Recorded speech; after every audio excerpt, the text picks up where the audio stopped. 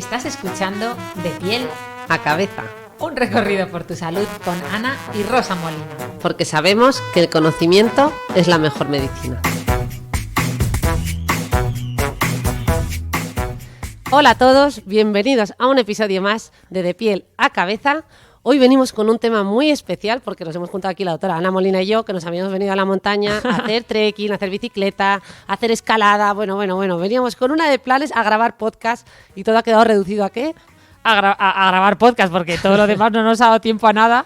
En parte imposible porque hace un tiempo terrible, hace mucho frío, lluvia, 7 grados. Mi hermana había prometido que iba a hacer un tiempo estupendo en pleno mayo, pero no ha sido así. Así que nada, aquí nos hemos quedado aprovechando para grabar podcast. Y el tema de ahora ha sido curioso, ¿no? Porque vamos a hablar de lirio en relación precisamente a lo que estábamos experimentando Ana y yo, que era que no parábamos de hacer planes, todo lo que íbamos a hacer, que si podcast, que si el libro. Y llegaba un punto que todos estos planes rozaban un poco una ruptura con la realidad, ¿no? Esto que decimos de levantar un poquito los pies del suelo, que no hemos explicado en este podcast, ¿no? Es decir, lo más parecido un poquito a delirar, ¿no? De hecho, Ana, este fin de semana ha dicho, nos hemos pasado de delirar, ¿no? Sí. Ha utilizado este término. Sí, estábamos delirantes con todo lo que íbamos a hacer. Veníamos en el coche camino de la montaña a las 2, íbamos a hacer esto, íbamos a hacer lo otro. Y ahora miro para atrás y digo, pero vamos a ver si en verdad teníamos sábado y domingo por la mañana. O sea, ¿por qué nos pasó esto? O sea, porque al final es un poco una locura compartida entre hermanas, ¿no? Porque las dos hemos compartido este delirio, si te fijas. Una folie à deux, ¿no? Así se llama, folie à deux. Qué bueno. Bueno, en francés. Pronunciado en francés, que lo hemos pronunciado fatal. Pero bueno, yo he utilizado el término delirio, lo he querido exagerar, pero has hablado tú y ya no lo he podido explicar, que quería utilizar este término, que es un término técnico de un síntoma que utilizamos en salud mental, pero que a veces utilizamos en sentido metafórico, ¿no? Para describir una creencia, una idea exagerada, ¿no? Irracional o extravagante, que no se basa en la realidad, bueno, aún basándose en algo real, lo exageramos, es desproporcionado, ¿no? Así que bueno, que a veces utilizamos, quería no matizar en lenguaje cotidiano la palabra delirar para enfatizar, ¿no? O intensificar una idea o una creencia, que es un poco lo que nos ha pasado a Ana y a mí. Y de ahí hemos saltado a la locura compartida, ¿no? Porque al final no deja de ser un tipo de delirio, el compartir un delirio, es a lo que se refiere el folie à deux o la locura compartida, y es lo que nos estaba pasando como hermanas. O sea, que realmente utilizamos el término, igual que muchos otros términos de salud mental, lo utilizamos mal, ¿no? Decimos alguien está delirando cuando está diciendo cosas, ¿no? Claro. Bueno, en sentido metafórico estaría bien usado, tanto en cuanto se refieren a ¿no? Es una especie de matiz intensificador de lo que quieren decir, pero claro, al final si utilizamos todos estos términos médicos que realmente se refieren a enfermedades de una manera tan ya banal y tan cotidiana, sí. Pues llegamos a distorsionar y a desvirtuar la realidad de estos términos, ¿no? Porque entonces delirio sería para algo... Delirio sería es un término que se refiere a un síntoma, y un síntoma que podemos observar en cuadros muy diversos. Es decir, alguien puede tener un delirio porque ha consumido una droga, cocaína. Alguien puede tener un delirio porque tiene una enfermedad de Parkinson y ha desarrollado síntomas psicóticos. Esto sería un tipo de síntoma psicótico.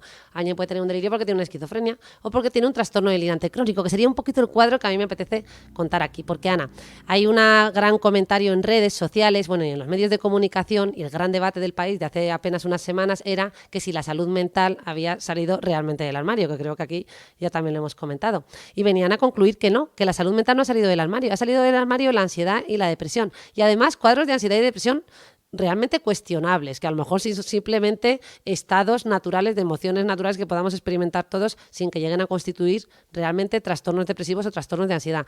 Pero ¿y qué hay de la esquizofrenia? ¿Y qué hay del trastorno delirante crónico, del trastorno bipolar? ¿Cuánta gente está hablando de esto en medios de comunicación o en redes? Muy poquita. Esta es una crítica que se está haciendo y se está llamando un poquito a la atención a que, oye, también se ponga el foco en esto y a ver si realmente estamos haciendo esa labor, ¿no? de salir del armario. ¿Tú crees que hemos salido o que no? No, yo coincido contigo. De hecho, hoy creo que en el periódico El País leía un poco sobre la noticia que ha sido la enfermedad de Bruce Willis, que por fin empezaron diciendo que tenía afasia, ¿no? Pero luego ya le han diagnosticado de una demencia frontotemporal. Eso es. Y su mujer decía que les había pillado por sorpresa y que se habían dado cuenta de que su educación en salud mental y sobre todo patología mental pues era muy escasa, ¿no? Yo creo que quizá lo que ha salido del armario es la parte más relacionada pues con el día a día, lo que tú decías, la salud mental muy de emociones, ¿no? Quizás empezamos a entender, tenemos un vocabulario emocional quizá mayor, estamos aprendiendo a usar este vocabulario de la salud salud mental de forma mejor, ¿no? Pues hablamos de responsabilidad afectiva, hablamos de compartir emociones, hablamos mucho de vulnerabilidad, pero, como bien decías, está saliendo más la parte relacionada con la salud, pero falta que salga del armario la patología mental, ¿no? Y cuando porque o sea, no nos ponemos manos a la obra hasta que nos pilla de cerca, ¿no? Hasta que realmente tienes un familiar que empieza a delirar. Claro. O que... La demencia frontotemporal que has mencionado es que, de hecho, suele empezar con lo que se llaman las alteraciones conductuales o síntomas de la esfera, incluso a veces psicótica, síntomas más que atendemos en psiquiatría. Y, de hecho, pues eso, a veces pasan desapercibidos durante los primeros años. Se observa un cambio en la personalidad, de repente la persona puede estar más desinhibida, más impulsiva con respecto a lo que ha sido basalmente. Y por eso, bueno, pues es un diagnóstico a veces que se puede llegar a diagnosticar pues unos años con un poquito de demora, ¿no? Y bueno, sí, ha sido un poquito el tema, ¿no? de los periódicos en las últimas semanas. Vale, pues entonces, teniendo en cuenta que tenemos que profundizar en estos temas, tenemos que aprender de todo esto, vamos a profundizar en todos esos problemas que surgen cuando realmente una persona no delira en el sentido que lo usamos en el lenguaje común, sino que delira de verdad, ¿no? Que tiene delirios de verdad. De hecho, yo te he traído aquí un caso clínico de un delirio compartido, pensando en dos hermanas que justo vinieron a consulta recientemente, son dos mujeres, como nosotras. Dos como nosotras. Pero aquí tenían, bueno, te cuento un poquito más. A ver, cuéntanos bien la historia. Son dos mujeres de 60 y tantos años, que ya tenían una edad. En realidad, la que viene a consulta es una de las hermanas. Y yo resumo la historia, básicamente, bueno, han compartido una vida llena de complicidad, de experiencias, de aventuras, ¿no? Cada una con su personalidad. Pero tan cercanas, ¿no? Capaces de leer casi el pensamiento la una de la otra. Total, que un día una de las hermanas comienza a experimentar extrañas sensaciones, a tener pensamientos confusos, está convencida de que hay fuerzas sobrenaturales que la manipulan, que está experimentando como radiaciones en su cuerpo, que según cuenta la hermana, pues le están transmitiendo a través del suelo de su casa y eso le produce calor, en fin. A medida que va pasando el tiempo, estos síntomas que experimenta una de las hermanas empieza a experimentarlos también la otra, de tal manera que llega a un punto en el que empiezan a compartirlo, tal que empiezan a pensar que además ya hay una organización que quiere controlar sus vidas y empiezan a ver señales ocultas en todo, ¿no? Por ejemplo, pues si ven la televisión un poco girada, pues ya le dan una interpretación a esto y a todo un poquito lo que van encontrándose en su día a día. Total, que llega a un punto que, bueno, pues que estas hermanas empiezan cada vez a estar más aisladas, dejan de quedar con la gente, empiezan a cambiar de hogar varias veces, de hecho se han mudado ya del orden de 7 o 8 veces en la Comunidad de Madrid. Y bueno, finalmente, este es un poquito el resumen de la historia, una de las hermanas viene a consulta a pedir ayuda, ¿no? Bueno, ¿te imaginas por qué pide ayuda? Se supo que iba al medio de cabecera y la derivó a vosotros, ¿no? Eso es, porque realmente ellas ya habían ido varias veces, había ido una de las hermanas, en concreto la hermana que había sido inducida, o sea, la que había, digamos que hay, siempre cuando vemos un delirio compartido hay una que tiene como el delirio inicialmente, ¿no? Y induce a la otra. Pues esta secundaria es la que había venido a consulta, no tanto para contar esta temática o este delirio como que ella entendía que era un delirio, porque para nada consideraba que fuera un delirio, sino para exponer que ella estaba muy deprimida, que no paraba de llorar, que estaba muy angustiada por todo lo que estaban sufriendo, que su hermana no salía de la cama y que, bueno, que no estaba de acuerdo con venir al psiquiatra, pero es cierto que ya empezaba a encontrarse muy mal. Así que lo que estamos haciendo ahora no es tanto hablar del delirio, sino de cómo se siente ella, ¿no? Que es uno de los trabajos iniciales que hacemos en estos casos. ¡Jo, qué interesante! O sea, que en verdad es una locura compartida. O sea, que sí que existe esto del folie à deux que decías al principio, ¿no? De la claro. francés, folie de... O sea, al final es un fenómeno psicológico que comparten dos personas, ¿no? Comparten un delirio o una creencia irracional. Es un trastorno poco frecuente, Ana, he de decir que hemos visto poquitos casos. Yo a lo largo de mi experiencia clínica, pues no sé, habré visto 5 casos o algo así. Y ocurre cuando una persona tiene un delirio y convence, hemos dicho, no a la otra. Generalmente son personas muy cercanas, comparten un vínculo estrecho, pueden ser hermanas, una pareja, ¿no? U otro familiar. Y bueno, pues llega un punto que llegan a compartir ese mismo delirio. Y hablamos eso del inductor, que sería el que lo tiene en primer lugar, que sería el principal, y el secundario, ¿no? Que es un poquito el que se contagia de ese delirio. Y al final, pues como te puedes imaginar, es que todo este delirio puede llevarte a una restricción de tu vida, a un sufrimiento muy importante como están sufriendo estas dos mujeres. Han dejado de salir, no tienen contacto con su familia porque consideran que, lejos de ayudarles, les dicen que no, que han perdido la cabeza.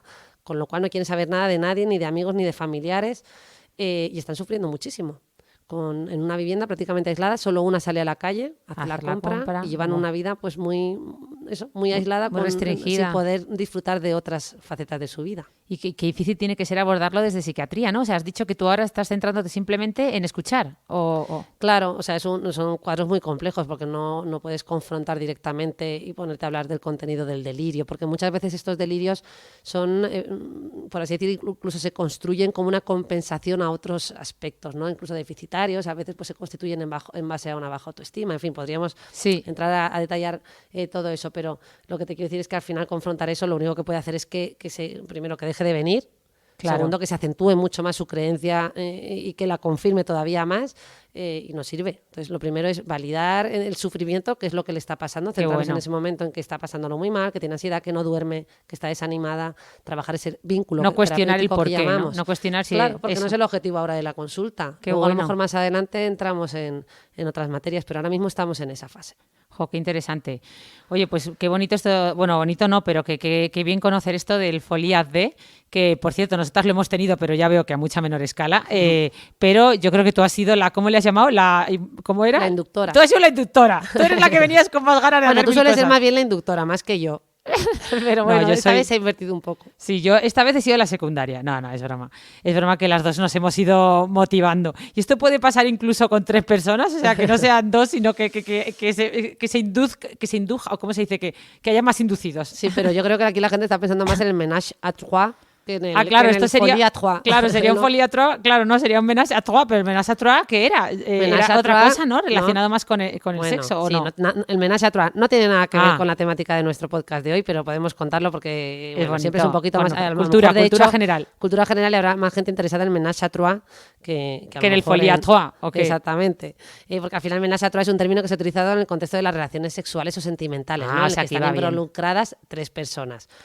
Tú me preguntabas por la folie à trois, ¿no? Locura a 3, pues podría darse. Si ya es infrecuente la locura a 2, la locura compartida, pues a 3 todavía más. Desde luego, casos en la literatura científica hay descritos. A mí no me ha tocado ver ninguno. Pero bueno, ya que mencionas el ménage à trois...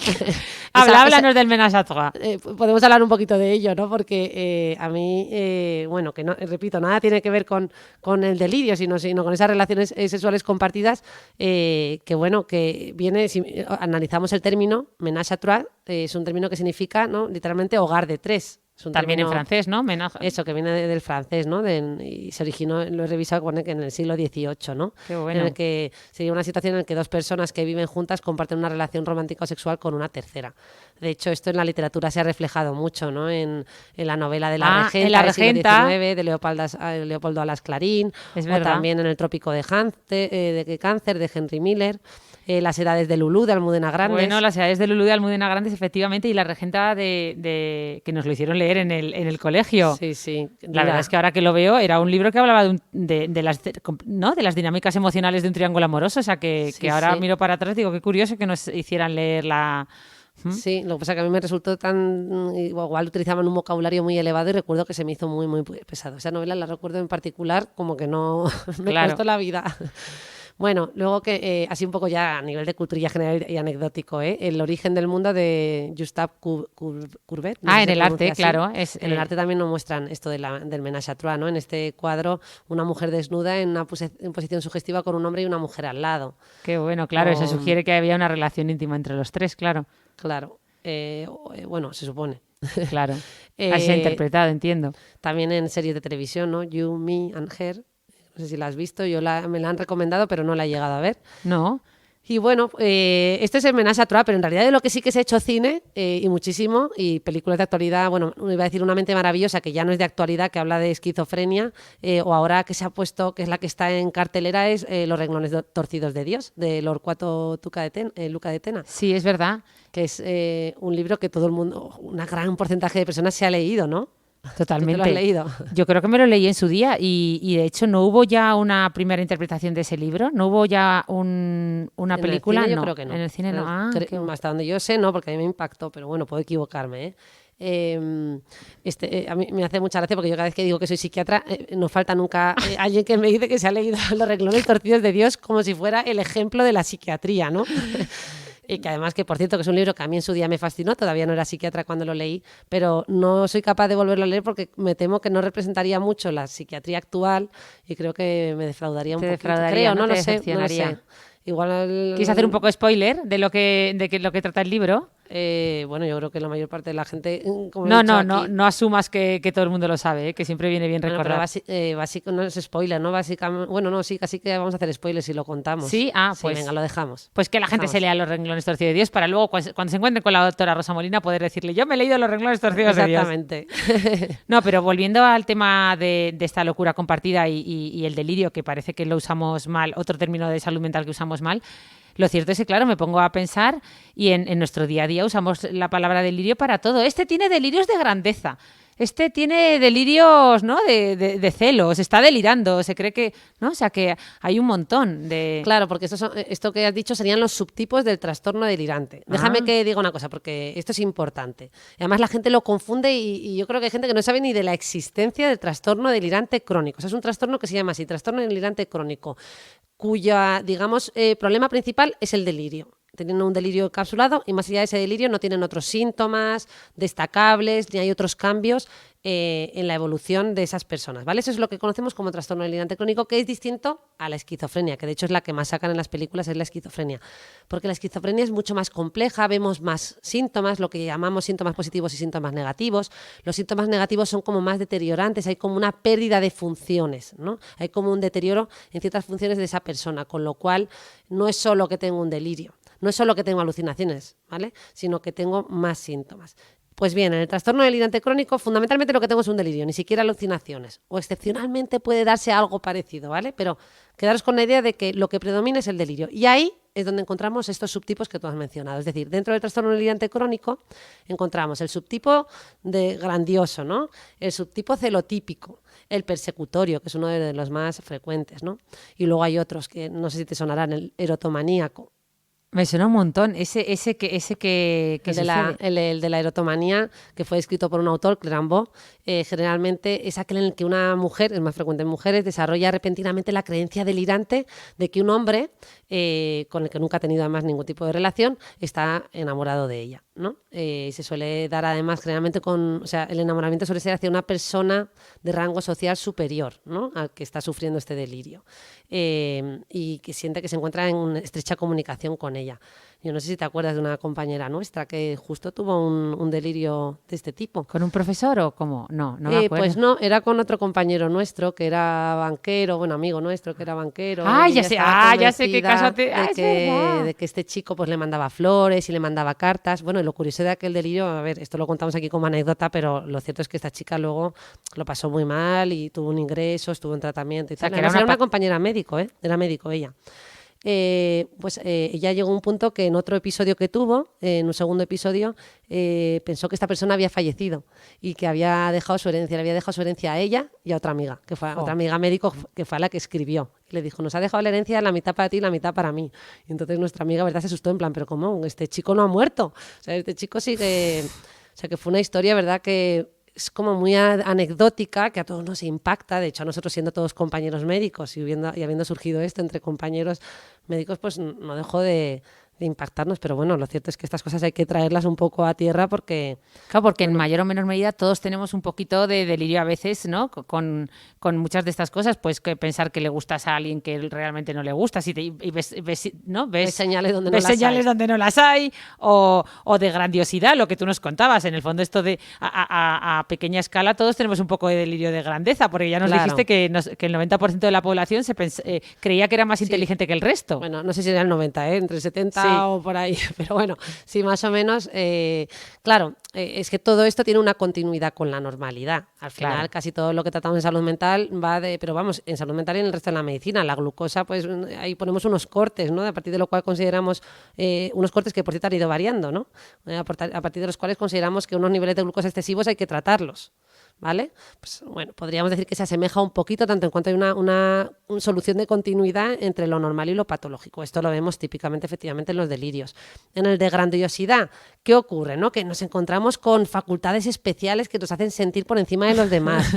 Encontramos una asociación con un estado, o sea, generalmente además tenemos un estado de anímico un poco expansivo, ¿no? Claro, claro. Consecuencia de este delirio que estamos teniendo, y por eso hay mucha gente que lo confunde con el trastorno bipolar. ¿Cómo distinguirías tú un trastorno delirante tipo grandioso, ¿no? Subtipo grandioso, por ejemplo, de un trastorno bipolar? ¿Qué opinas? Claro, pues que el grandioso se mantiene en el tiempo, ¿no? Porque has dicho que es delirante crónico. Entonces, Claro. como que siempre se creen grandiosos, mientras que el bipolar llega un momento que le pasa lo contrario, ¿no? Claro, aparte que en el trastorno bipolar es más fásico, ¿no? Decíamos en otro episodio que hablábamos del trastorno bipolar, que pues generalmente hay una fase, por ejemplo, depresiva, y luego puede estar un montón de semanas, ¿no? Un montón de tiempo, vamos, bien, estable en eutimia, que llamamos, y luego puedo tener episodios de manía, que serían esa fase de exaltación, de euforia. Bueno, aquí estoy hablando en general, que trastornos bipolar, hay distintos tipos de trastorno bipolar, Claro. y no siempre hay episodios de manía, pero bueno, que es lo que más que conoce la gente son esas fases de manía, pues las distinguimos. Primero, por lo que tú has dicho, porque el trastorno delirante crónico sería más mantenido en el tiempo. Además, en el trastorno delirante crónico no habría alteraciones tipo las que vemos en la manía, que hay fuga de ideas, ¿no? Que es como que salto de un tema a otro porque estoy como acelerada, hay como aceleración del pensamiento. Claro. ¿No? Hay otros cambios, por tanto, en el curso que no tienen por qué darse en el trastorno delirante crónico, que además suele empezar más tardíamente. En el trastorno bipolar es capaz, además, de hacer crítica de si ha tenido esas ideas delirantes, ¿no? Porque si las tiene, las suele tener en esa fase de manía y de euforia. Pues cuando remites un poquito, no es capaz de hacer crítica de ese episodio que tuvo. El trastorno delirante crónico, como hemos visto, se mantiene en el largo plazo. Y de Buah. hecho es generalmente difícil que lleguen a hacer crítica de estas ideas. Oye, ¿y qué pasa con el que has dicho que has nombrado el celotípico? Y claro, aquí Sí, o que sea, hay también se le llama síndrome de Otelo, por cierto. Anda, no lo sabía. Sí. ¿Por qué? En relación a la novela de Claro. Shakespeare. Ah. El tema central es la temática delirante de esta novela, no es la infidelidad de la pareja. Claro. O sea, lo que hace es continuamente estar convencido de que me ha sido infiel, voy haciendo inferencias erróneas en base a pruebas minuciosas o sutiles, pequeños cambios que yo interpreto que me están mostrando que me ha sido infiel, ¿no? Y entonces el sujeto trata de reunir todos estos argumentos frente a su pareja como prueba de infidelidad, ¿no? Un paciente, que esto me resultó divertido, lo voy a contar porque era curioso, que nos decía, es que es llamativo, que estaba convencido de que su pareja le era infiel porque él había visto unas marcas en el techo. Ostras. Y que eran el semen de la persona con la que se acostaba. Ostras, qué barbaridad, Eso ya, claro. claro. O sea, que hay mucha gente por ahí que es verdad que se pasa de celosa, pero no llega a ser patológico. Cuando esto ya es delirante a niveles extremos es cuando Bueno, a hablamos de ver, una cosa patología. serían los celos patológicos, que Eso. sería como una variedad de la normalidad. Todos podemos experimentar celos. Llevados al extremo podrían ser estos celos ya que disfuncionales, y luego otra cosa es el trastorno delirante, el celotípico, que sería ya otro cuadro. Vale. Y luego también dentro de este, que igual estás tú más familiarizada con este subtipo, es el subtipo hipocondríaco, Es somático, que también se le llama, ¿no? En el que yo creo que tú me has contado casos que han llegado a tu consulta, cuando tenemos la convicción delirante de tener una enfermedad física, ¿no? Frente a cualquier evidencia que nos demuestre lo contrario. Y puede ser el delirio dermatozoico, ¿no? Estar invadido por parásitos en la Buah, piel, lo que ese vemos es el un que os montón. llega a vosotros. No, nos traen pequeñas cajitas llenas de los bichitos que se han ido cogiendo de su piel, y cuando analizas la caja, que a veces lo hemos llegado ya por petición del paciente, a pesar de que tú sabes que ahí no hay nada, lo hemos mandado a analizar al servicio de microbiología y nos responden gran cantidad de pelusas. Como diciendo, o sea, el paciente te trae un montón de pelusitas, trocitos de uña, cositas, ¿no?, que va encontrando por su ropa y por su piel, que no son bichitos, son pues lo que todos vamos encontrando, pues una pelusilla que te encuentras entre los dedos de los pies, todo eso. Claro, pues son las pruebas que le llevan al médico, porque ¿no? Su pareja posiblemente le ha dicho que eso no es real, entonces coge ese botecito y te lo trae a ti para que tú como médico le demuestres a su mujer que lo que le está pasando es real. Claro, y eso para nosotros en consulta nos resulta muy, muy difícil de tratar, porque Claro. es verdad que es que tú desde que te lo trae abres la caja y dices, vale, pelusas, pero tienes que hacer lo que tú dices, validar un poco para no asustar al paciente, porque si no le puedes decir de entrada esto... Bueno, asustar, es que no debería asustarse uno porque le digan que tiene que venir a vernos, ¿no? Que es lo que ibas a decir, Ya. no sé. No, claro, como estamos acostumbrados a que si le dices esto no es un problema dermatológico, es psiquiátrico, te da miedo, quieres ganarte, entre comillas, al paciente para Claro. conseguir que vaya al psiquiatra, ¿no? Claro, bueno, pero aquí yo creo que lo que hemos hablado otras veces, vosotros sí que podéis, claro, pues oye, esto no son bichos, esto pues lo hemos analizado y son pues lo que sea, ¿no? Pelusas o lo que te hayan traído a consulta. Sin embargo, pues me da la impresión de que todo esto, ¿no? Porque se supone que cuando tú estás con ese paciente, pues puedes aprovechar y preguntarle qué tal duerme, qué tal se encuentra en su día a día y al final te terminas dando cuenta que esas personas terminan teniendo limitaciones. Pues te cuenta que duerme muy mal como consecuencia de esos bichitos, que le genera mucha ansiedad, mucho miedo, mucha disfunción y por esa vía es por la que les Qué podéis bueno, invitar a que qué vengan bueno, a vernos, qué ¿no? En bueno. plan, oye, creo que lo estás pasando muy mal con todo esto, te está generando mucho sufrimiento y mucho malestar. O sea, yo creo que sí que tienes que buscar apoyo. No, y esto no es solo válido para mí, esto es un consejo muy bueno para toda la población general, que quiera, ¿no? animar Claro. a algún familiar a consultar, pues eso, psiquiatría o psicología, que siguen teniendo, por desgracia, a pesar de cómo ha avanzado todo, un poco de estigma, ¿no? Sí. Pues es una forma muy buena de abordar el problema Este y de otros, otra ¿no? manera. Porque con el alcohol y con, que es una cosa que nos pregunta mucho, mi pareja reconoce que tiene un problema con el alcohol, pero no quiere ir a consultar, ¿no? Pues un poco buscar otras vías de alianza que no Qué sean bueno. necesariamente el alcohol. Puede ser otras cosas que acepten mejor, pues hacerse una analítica para ver qué tal tienen el colesterol y que vayan a ver al médico de cabecera. O sea, es un poquito buscar cosas que acepten mejor, porque aunque ahora cada vez haya menos estigma, lo cierto es que otras generaciones, ¿no? Más mayores, o sea, mayores, ya lo tienen ahí tan introducido que es difícil, ¿no? Qué bueno, qué bueno. Oye, y hablando de delirios, no hemos hablado de quizá los más típicos, ¿no? Sí. Los de persecución, ¿no? Cuando Claro, el persecutorio es uno de los más frecuentes, ¿no? Que el sujeto se cree perseguido por personas y que se cree objeto de conspiraciones ocultas, ¿no? Y llegan a establecer una auténtica sistemática delirante a partir de pruebas o indicios, ¿no? Siempre decimos eso de pruebas o indicios porque cualquier cosita, acontecimiento banal o cambio sutil que puedan percibir, pues interpretan y lo añaden a este convencimiento delirante. También hay otro subtipo menos conocido quizás, que sería como un subtipo del anterior, que se llama subtipo litigante. Litigante, o sea, como de que se meten en juicios. Eso es, ¿no? Como que se sienten, generalmente la experiencia que hay detrás es que se han sentido injustamente tratados, ¿no? Y recurren con constante reiteración a querellas judiciales, ¿no? Buscando un poquito pues ser pues resarcidos por la justicia, ¿no? Y entonces sí que tienden un poquito a esto. ¿Y qué más? Yo creo que, ¿sabes lo que pasa? Que justo además en los subtipos del trastorno delirante, según uses la clasificación europea o americana de las clasificaciones psiquiátricas, incluso varían algunos de los términos. Yo voy a mencionar aquí, si me lo permites, algunos términos clásicos que merece la pena conocer para el que quiera profundizar. Mirad, está el delirio de persecución de la Sege, bueno, que fue descrito en 1852, que es el que ya hemos mencionado, pero como en su término original. El delirio inducido o la folía de la Sege y Falret, que fue descrito en 1877, que lo hemos mencionado, pero bueno, pues eso, como folía de... El de la historia, ¿no? Sí, que nos has contado. Eso es. El delirio de negación de órganos o síndrome de Cotard, fue descrito en 1880, perdón, ¿no? Estas personas que consideran que no tienen nada dentro, que sus órganos no se han sabía muerto. Que eso existía. Sí, se llama síndrome de Cotard. Es también bastante infrecuente, ¿eh? Luego otro, que este sí que es muy poquito conocido, que se llama delirio sensitivo de autorreferencia, descrito por Kresmer en 1918, que este se da más sobre personalidades muy sensitivas, personas muy sensibles, a veces con baja autoestima, y sí que tiene esa construcción sobre esa misma personalidad de un delirio, ¿no? Pero ¿cómo, qué es lo que les hace delirar? Porque ahora está muy de moda esto de paz, de soy persona altamente sensible y parece que todo el mundo es paz. Todo el mundo se ha puesto de moda. No, yo soy paz, yo soy paz, yo soy paz. ¿Tiene algo que ver con eso o no? No, nada, no tiene nada que ver. Simplemente, bueno, he escrito la palabra sensible porque en la literatura se tiende a describir mucho a estas personas con ese término, ¿no? Pueden ser personas escrupulosas, introvertidas, vale. que a veces pueden tener menos recursos defensivos, ¿no? Ante situaciones adversas. Y bueno, pues Kresmer describía este delirio, ¿no? Sugiriendo que había una interacción entre tres elementos. Por un lado, esa sensibilidad de la persona. Por otro lado, una vivencia como de insuficiencia, como de baja autoestima.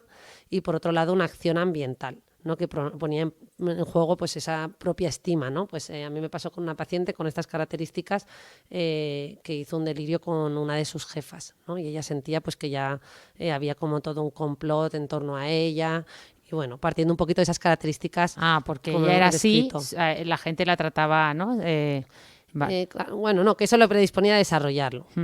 Pero bueno, yo creo que esto ya es como muy técnico, es un subtipo que no está reconocido en las clasificaciones, pero así a nivel sutil de psicopatología, pues a los psiquiatras nos gusta entrar en esos detalles, ¿no? Vale. Que, repito que luego pues no se va a ir la gente con ese diagnóstico puesto Oye, pues, en un informe. Pues hablando de entrar en detalles y por aterrizar un poquito más, no sé si es posible, que a lo mejor puede que no haya ni diferencias o se pueda expresar, pero claro, a lo largo del podcast hemos hablado de delirio, también has nombrado alucinación y a mí me viene a la mente otra palabra que usamos como sinónimo, que es la paranoia. Claro. Decimos, anda, eres un parana, ¿no? O estás teniendo paranoias, o anda, ¿cómo delira este? O este alucina, o sea, es que flipas, macho, alucina. Entonces, usamos todo esto un poco como sinónimo, no sé si hay diferencia o realmente son sinónimos. Claro, es que paranoia es un término antiguo que utilizamos para referirnos al trastorno delirante crónico. Es decir que alguien tiene una paranoia sí que... era la forma antigua de denominar el trastorno.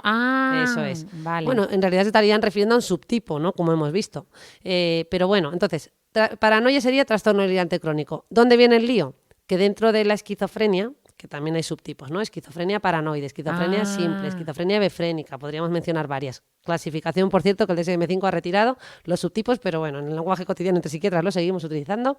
Pues hay un subtipo de esquizofrenia que es esquizofrenia paranoide, ¿vale? Pero sería distinto, porque ya hemos visto que la esquizofrenia es diferente al trastorno delirante crónico. ¿En qué se diferencia principalmente? Entonces, a ver, principalmente en el trastorno delirante crónico lo que hay es un sujeto que no tiene otras alteraciones más allá de esa idea, ¿vale? Eso. Más allá de una idea delirante, es decir, una creencia fija, errónea, desadaptativa, irrebatible a la argumentación lógica, es decir, y crónica, es decir, de por vida eso casi. Eso es. Y que le acompaña toda la vida, ¿vale? Y eso es lo que tiene, principalmente. No vamos a entrar aquí en sutilezas psicopatológicas que usaríamos los psiquiatras para que nos entienda la gente. Esa sería la característica principal del trastorno delirante crónico, mientras que en la esquizofrenia vemos mucho más, ya lo hemos dicho, síntomas positivos, síntomas negativos, puede haber un deterioro de ciertas funciones, aparecen a veces disfunción cognitiva, ¿no? Es decir, que afecta a sus capacidades cognitivas superiores, por ejemplo, la cognición social que hemos hablado aquí, entre otras, ¿vale? Esa sería una diferencia de las más importantes. Otra es cómo se genera, que es lo que nos permite distinguir entre voy a decir aquí dos tecnicismos, pero os lo explico de una manera para que lo imagináis visualmente. El tecnicismo es proceso versus desarrollo. Proceso lo utilizamos para referirnos a que hay una ruptura biográfica en el paciente. Es decir, esto es lo que ocurre en el sujeto con esquizofrenia. De repente hay una ruptura con la biografía de esa persona. Algo que nos resulta poco comprensible. Esa persona era de una manera y de repente hay un antes y un después en su vida. Eso es lo que observamos en la esquizofrenia, que además debuta en edades más tempranas, los pues entre los 15, 20 y los 30 años, mientras que el trastorno delirante crónico pues debuta en edades un poquito más tardías y lo que observamos es un desarrollo, es decir, es como si hubiera una acentuación de los rasgos de la personalidad que tiene esa persona, ¿no? Si lo tuviéramos que dibujar, en vez de ver una fractura, una ruptura, lo que vemos es una línea continua como en diagonal que va subiendo, ¿no? Como si nos fuéramos desviando. Hay como en el trastorno delirante crónico, ¿no? Eso en el trastorno delirante crónico hay como una acentuación de los rasgos previos y habría como una línea de continuidad. Un proceso, ¿no? Es desarrollo. O sea, es en desarrollo. Proceso sería, olvidaros de proceso y desarrollo si no, pero proceso era ruptura biográfica, que es lo que vemos en esquizofrenia, y desarrollo, continuidad, como una línea en diagonal, que sería lo que veríamos en el trastorno delirante crónico. Pero bueno, todo esto ha habido como debate a lo largo de la historia entre la escuela francesa y la escuela alemana sobre si podrían englobarse todos dentro de las esquizofrenias, en fin. Nosotros a día de hoy los distinguimos un poco pues de esta manera, ¿no? Explicado de una manera sencilla. Sí, y entonces, ¿las formas paranoides de la esquizofrenia es lo mismo que las formas parafrénicas o me estoy liando yo misma? Claro. No, y luego, sé que has utilizado la palabra parafrenia, que sería como un término nuevo. Ya hemos explicado qué es la esquizofrenia, hemos explicado lo que es el trastorno delirante crónico, pues hay como un tercer grupo, podríamos decir, que hay quienes lo consideran tercer grupo y quienes no lo consideran, pero bueno, yo lo voy a contar aquí, que sería lo que se conoce como parafrenia. La parafrenia, lo que destaca es el carácter fantástico de la producción delirante, es decir, sería un delirio pero como muy fantástico porque generalmente... De Hollywood, de Hollywood. Eso. O sea, es decir, en el trastorno delirante crónico, tradicionalmente siempre se ha dicho que el delirio es lógico. Es decir, sería claro, es verdad, celos, claro, es verdad, celos, pensar que te persiguen, son cosas que puede pasar a cualquier persona, ¿no? Eso es. Aunque a día de hoy se rebate y se dice que pueden ser lógicos o fantásticos, ¿eh? Pero bueno, así a modo general, lo más frecuente y para la población general, quedaros con que el trastorno delirante crónico sería un delirio generalmente que nos resulta comprensible y lógico, mientras que en la parafrenia es todo como tú has dicho, como de película de Hollywood, muy fantástico, ¿no? Y todo lo demás está bien conservado, la personalidad está conservada, no hay déficits cognitivos, no hay síntomas negativos, no hay nada más Qué que un delirio curioso. muy fantástico. De hecho, un caso que tuve en Eso, consulta, cuéntanos algún ejemplo de para que un lo... ejemplo que es, mira, una mujer que vino, que también en torno a unos 50, 60 años, ya entrada, no me acuerdo la edad exacta, pero diría más bien 60, que vino a urgencias, estaba un poquito con sobrepeso, tenía una barriga prominente, un abdomen prominente, y decía que venía a dar a luz a los 101 hijos que portaba en su barriga. Porque, bueno, pues ella era la elegida de Dios y tenía esta misión especial. Bueno, ya no me acuerdo bien de la historia, era una historia muy florida, con todo lujo de detalles, Buah. muy extravagante. Y bueno, pues eso, ¿no? Que Eso era llamaba una muchísimo la parafrenia, atención. ¿no? Porque era Eso algo... es. Buah. Más frecuente generalmente en mujeres. Y bueno, pues nada, yo creo que no vamos a entrar más en tecnicismos de la parafrenia, pero es como un subtipo que se está estudiando mucho sobre si también puede tener que ver con cambios degenerativos cerebrales o no, en fin. Eso más para técnico No, pero psiquiátrico. hemos aprendido un montón en este episodio, porque por un lado tenemos lo que es un poco entre comillas, ¿no? No normal, porque hemos aprendido de ti que no se habla de normal y no normal, sino de funcional y disfuncional, ¿no? Luego tenemos, pues eso, hemos entendido lo que es un trastorno delirante crónico y lo hemos aprendido a diferenciar de la parafrenia, o sea, de la esquizofrenia, y luego hemos aprendido cómo esos delirios, ¿no? Pueden ser un poquito normales, ¿no? Pues como pensar que eres más listo de lo normal, ¿no? Son más, El le llamamos más erotomaníaco. lógicos o comprensibles. Eso, más lógicos y comprensibles o absolutamente fantásticos. Pero al final todo esto no deja de ser patológico, ¿no? Para el paciente. Todas estas personas, pues entiendo que este último caso que nos has contado, pues esa mujer no puede ir a su trabajo y contar que va a tener 101 hijos porque Dios le ha mandado, ¿no? O sea, todo eso le supone un problema, ¿no? Entonces, ¿cómo evolucionan estas personas, ¿no? Como... Claro.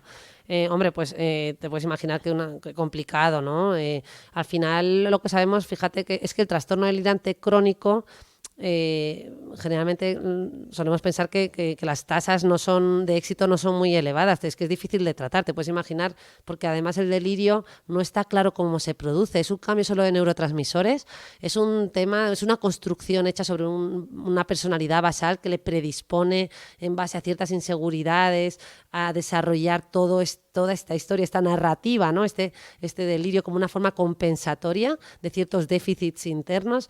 Es muy complejo, ¿no? Y tan complejo que hasta, pues eso, que en general las estadísticas no son no son muy positivas, tanto en cuanto vemos que hasta un 50% pues mantienen como mínimo su curso continuo, ¿no? No sé si los porcentajes han variado mucho, tendría que revisar las últimas publicaciones, pero remisión completa, yo lo que recuerdo es que en las estadísticas que siempre se han dado es en torno a un tercio.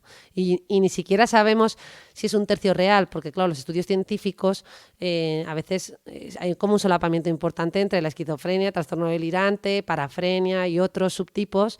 Hay algunos así que están como muy limítrofes y que nos cuesta distinguir, con lo cual pues es difícil, ¿no? Parece, de todos modos, Ana, que el subtipo persecutorio, que es el más frecuente, también es el que tiene en general mejor pronóstico. En cualquier caso, cuanto antes intervengamos, como siempre, pues también mejoramos el pronóstico. Es decir, no es lo mismo alguien que no ha venido nunca a consulta que alguien que viene por primera vez con 60, 65 años que alguien que viene con su primer debut a los 40. Claro, porque entiendo que hay tratamiento, ¿no? Se puede tratar. Claro, hay tratamiento, pero es difícil, porque a nivel de farmacología, pues aunque se siguen utilizando los antipsicóticos, sobre todo con la intención de tratar esas ideas delirantes, pues no han mostrado éxito muchos de ellos. Quizás uno de los que más se utiliza a día de hoy es el pimocide, que te sonará, porque yo creo que eso no lo usáis también los dermatólogos en el... ¿No? No me suena. Ah, vale. Pensaba, pero igual me he liado. Bueno, no son súper efectivos. A diferencia a lo mejor de otros trastornos, muestran menor efectividad. Y luego a nivel de terapia, pues te puedes imaginar que como al final por definición el delirio es irrebatible, claro, tú lo que vas a trabajar ahí principalmente es el delirio. Entonces, son casos difíciles, la verdad. También he de decir que es un poquito menos frecuente que la esquizofrenia, ¿eh? O sea, Vale. A nivel de prevalencia, la esquizofrenia es un 1%, decíamos, ¿no? 1 de cada 100, es decir, prácticamente en nuestra clase de medicina había alguien con esquizofrenia. Ostras. Tenemos unos 100 alumnos, o sea, es una prevalencia muy elevada, como otras enfermedades médicas. El trastorno delirante crónico es menos frecuente. Menos frecuente. ¿Y quiénes son más vulnerables en cuanto a epidemia? Ya que te pones a hablar un poco de epidemiología, es más vulnerable en hombres, porque los casos de hoy nos has contado casi todos mujeres. Las hermanas, la de los 101 hijos. Es verdad, es verdad. Pues en principio es más frecuente en hombres, pero bueno, también depende del subtipo. Efectivamente, el de persecución y el de celos es más típico de hombres o es más frecuente en hombres, mientras que el delirio erotomaníaco es casi, bueno, no exclusivo, pero que es mucho más frecuente en mujeres. Que bueno, ¿no? estoy seguro que tiene que tener un componente cultural, ¿no? Que los hombres además ven muchas películas de acción, ¿no? Sí, y a lo mejor hormonal, no sé, yo bueno. creo que hay muchas hipótesis y todavía pues a ciencia cierta sabemos poquito, ¿no? Es un tema muy difícil de investigar por su baja frecuencia y por el solapamiento con otras entidades, ¿no? Claro.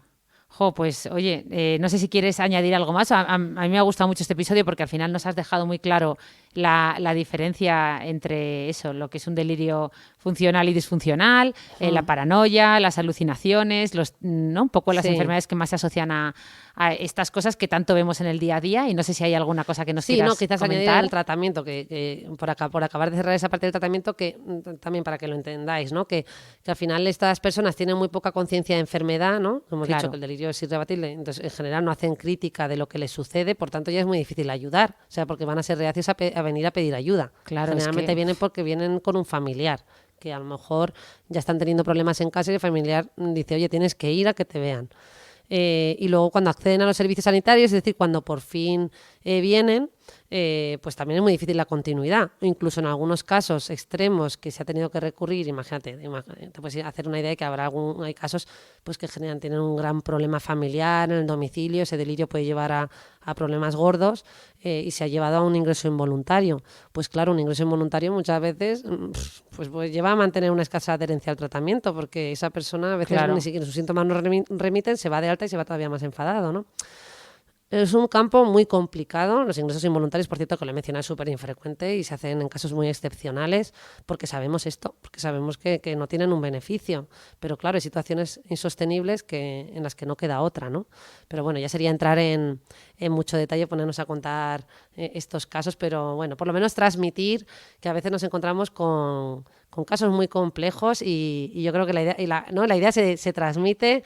También es muy difícil hablar de una manera divulgativa de todo esto, porque como veis al final... Es muy complejo, o sea, es muy complejo, muchas clasificaciones. Muchas clasificaciones, muchos datos a nivel psicopatológico que ahí no hemos entrado, pero hay muchos matices en el lenguaje que utilizamos en consulta para distinguir unos de otros. Bueno, supuestas distinciones que a veces también, pues eso, se solapan los límites, entonces... En fin, es uno de los grandes retos, ¿no? Al final la esquizofrenia, el trastorno delirante son los que representan principalmente a la psiquiatría, ¿no? Cuando la gente piensa en psiquiatría, ¿no? Piensa un poquito en esto y de ahí que las películas, lo más saliente y lo más... Claro, llamativo. De hecho decías folie à deux, que es locura compartida, y claro, es verdad que claro, cuando una persona piensa en locura, se te ha ido la cabeza, pensamos en delirar, ¿no? En la psicosis, en tener... ¿no? Es un poco eso, claro, es lo que más representa eso es. Bueno, sobre todo a la especialidad, que es mucho más amplia, obviamente. Claro, eso es. Porque muchas veces todos estos delirios son los que luego pues puede llevar incluso a una persona a suicidarse y a un montón de cosas más, ¿no? Claro, efectivamente, y estos casos se ven, o sea, bajo esa idea, bien puede ser o bien reactivo, es decir, por el miedo y la intensidad de ese delirio, de la temática que sea, pues me lleva a suicidarme, o el propio contenido del delirio.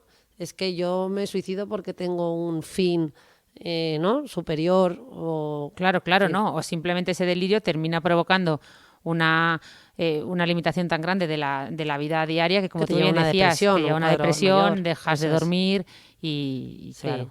Bueno, aquí aprovecho para recordar que el otro día me hicieron una entrevista en Redacción Médica para hablar sobre esto. No sé si has escuchado el caso de una psiquiatra italiana que bueno, pues falleció a mano de uno de sus pacientes recientemente. No lo sabía.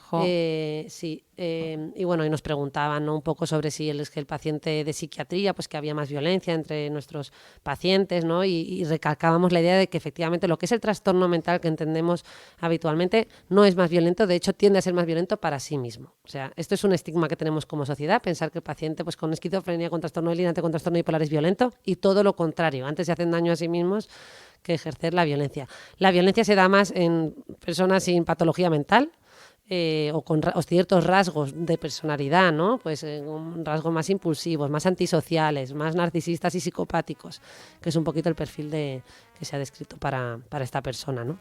Así que bueno, Qué con esto bueno, me qué despido, bueno que si este no me voy matiz. con los Nada, cerros nada, de no, Úbeda. no, súper bonito, súper interesante. Esto lo aprendí yo desde hace muchos años contigo, porque me acuerdo que fui a tu consulta y tenías tu mesa de trabajo para atender pacientes, la tenías enfrente de la puerta y no tenías una puerta detrás, que claro, uno se imagina la consulta de un psiquiatra como con una vía de escape, ¿no? Como si pasa algo que podáis salir. Me dijiste, no, Ana, si es que aquí las tasas de violencia, o sea, que estamos muy tranquilos. Bueno, O sea, a ver, en general, se pueden dar en contextos concretos, Claro. ojo, a ver, de hecho en muchos sitios sí que hay una puerta trasera, pero fíjate en las urgencias de los hospitales, pero para todas las consultas de medicina, porque realmente se pueden dar situaciones de intoxicación, ¿no? Alguien que venga Claro. intoxicado bajo los efectos de cocaína, evidentemente se puede poner más agresivo. O sea, Claro. pero ya estamos hablando de alteraciones Sí, externas. pero ya me ha estamos gustado hablando de mucho la ese enfermedad. matiz que tú me lo aclaraste hace mucho tiempo de ese estigma que tenemos asociado de patología psiquiátrica con violencia y Eso. que hay que... Eso hay que desterrarlo un poquito, que claro. se da en contexto de muchas otras cosas antes que en violencia hay, pero no necesariamente por tener esquizofrenia ni mucho menos o un trastorno bipolar. Qué bueno, qué bueno, qué bueno este matiz y qué interesante todo lo que hemos aprendido. Pues nada, seguimos aquí grabando, seguimos con nuestro delirio, nuestra folie. Mientras nosotras seguimos creando aquí ideas fantásticas, ¿no? Y pasando Que son frío, y ideas pasando un poco, frío en la montaña. poco irracionales, o sea, poco racionales las nuestras. Y nada, pues con esto nos despedimos. Un abrazo muy grande y hasta el próximo viernes, sábado Adiós. o domingo. No, es broma, es broma. Muchas gracias por escucharnos.